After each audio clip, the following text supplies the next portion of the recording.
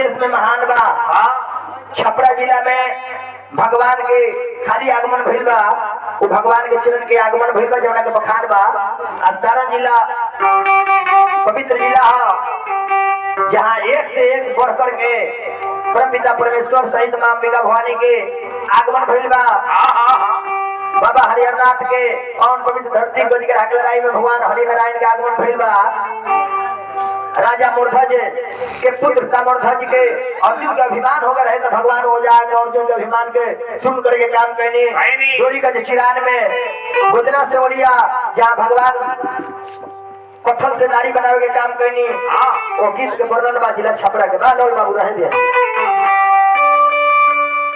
अरे महान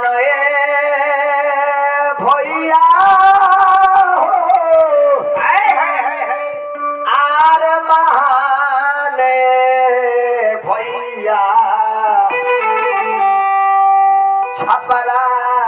जिला बाट भारत में महान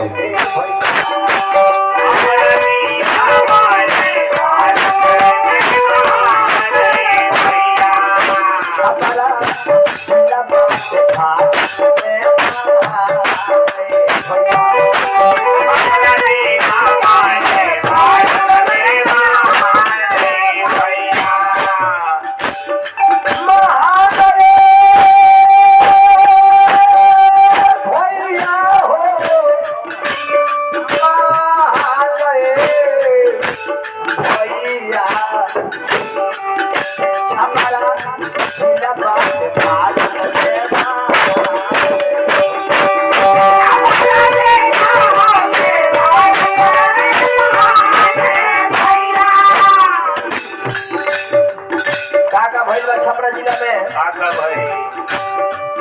गौतम ऋषि के आशा था गोतना से ओरिया पार था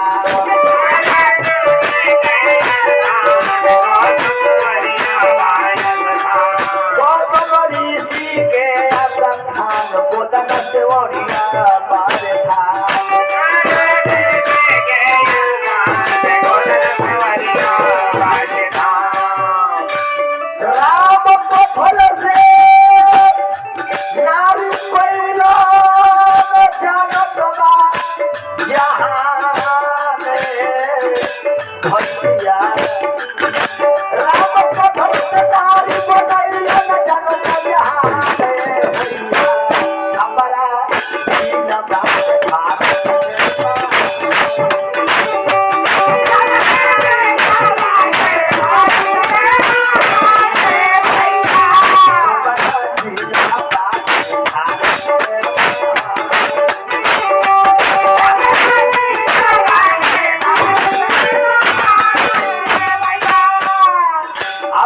अर्जुन का अभिमान होगा रहे महाभारत में। अर्जुन कहले कि हमरा से बढ़ के कहूं भक्त ना उठे के भगवान कृष्ण कहले कि चलो तोरा के पुत्र लोक में देखाओ तनी डोरी गले चिराग राजा मूर्धज के पास में आई हां एगो डोरी गले चिराग राजा मूर्धज के माता एगो डोरी गले चिराग राजा मूर्धज के माता हवा आई रहत भगवान तुम लयर के मुआ हमारे आई रहत भगवान तुम लयर के मुआ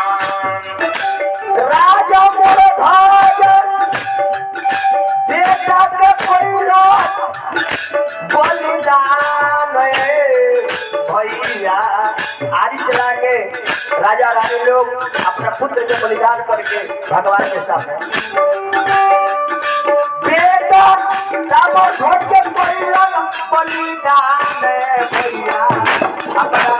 जिला बात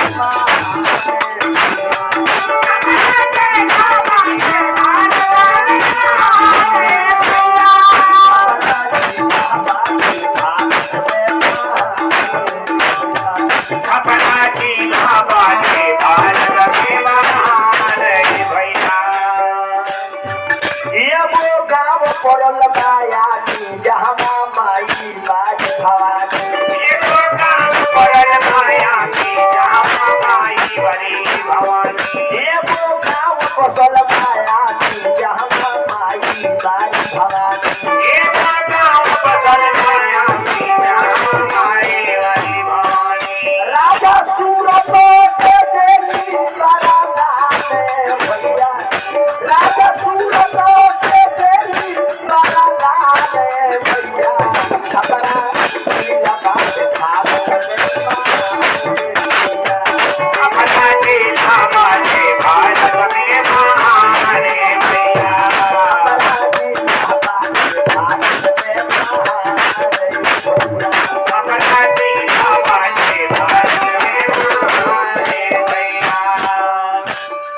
ग्राहो मारी खोज के दिल साथ सोनपुर में हरिहरना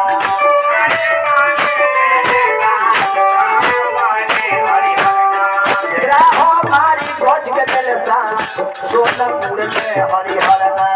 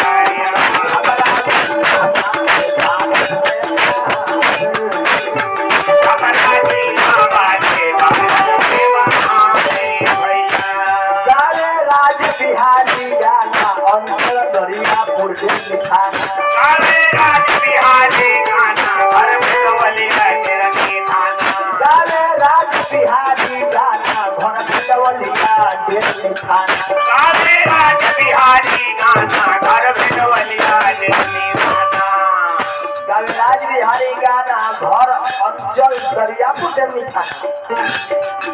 जाओ मुख्यमंत्री दरोगा बाबू के